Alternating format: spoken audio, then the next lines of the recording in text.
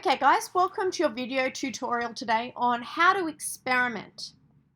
Your STEM teachers have decided to re-look at experimentation because we've found, particularly with term 1, you guys are really keen to jump in there and give things a go, but you're not exactly following the scientific method. And today we're going to look about why that's so important. So our learning intention today is to understand the importance of experimentation and how to document it. And today you're going to be looking at describing if you can describe the various stages in a scientific experiment, you are going to be successful. So how do we experiment? Well, we experiment making sure we follow the scientific method. The scientific method is a series of 6 steps that we're going to look at in a moment.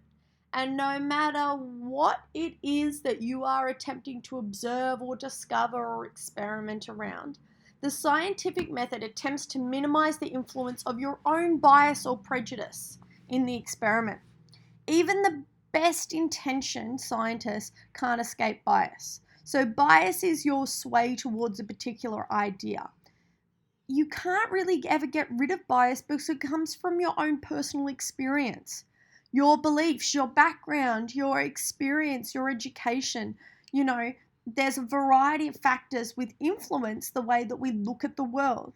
So the scientific method is attempting to minimize any human filters based on information or any particular bias that a human being could apply to try and be as objective as possible. So the scientific method has 6 steps. And some of these are really important to us in STEM, and some of them, well, we do together as a group. So the first part of the scientific method is to ask a question. The second is to conduct research. The third is to propose a hypothesis or an idea about what we think might happen. The fourth is to experiment, design and test your designs. The fifth is to analyze or record your experimental data and then analyze it for meaning. And then from that, redesign based on the data that you got in step 5. Now, you guys are really, these ones are pretty straightforward. Asking a question. Most of the time, our question is pretty straightforward. How can we as engineers design a bottle rocket to fly? We do the research together. So we look at aerodynamics. Yeah, and we look at a series of different different background research on bottle rockets, and then we propose a hypothesis. So we say, look, I think it's going to be best. I think we can as engineers work together, and these are the things like, I think if we do this and this and this, we use this angle and these kind of nose cone and this kind of fin types, it's going to work.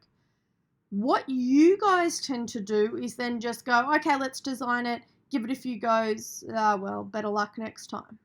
And what you don't spend a lot of time doing is number 5 and number 6, which is analyzing your data or actually documenting it and then going, well, what does that tell me? What does that tell me about how I might need to either redesign my experiment or redo my design to be able to get or meet that hypothesis better? And a lot of you just redesign ad hoc and go, oh, I better make the wings stronger. That didn't look really great. And don't actually use the data to draw meaning and then redesign. So today we're going to look at some gentlemen who actually really do this scientific method really well. They're called the slow-mo guys, and some of you guys might have watched them on YouTube before. And they're asking, or they're really proposing the question, how fast does glass crack?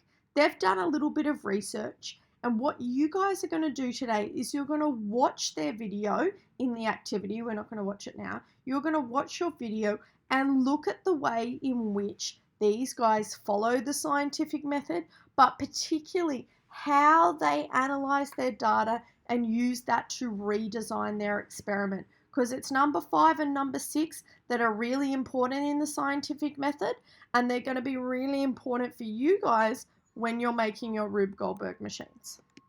And that's it, guys. That's experimentation.